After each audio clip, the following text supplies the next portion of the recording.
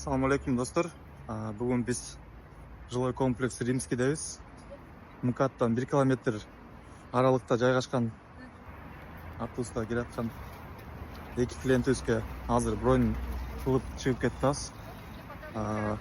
Эки комнатный квартирадан экөөнү бронь кылдык эки клиентке. Бирөөсү 65 квадрат, бирөөсү 60 квадрат.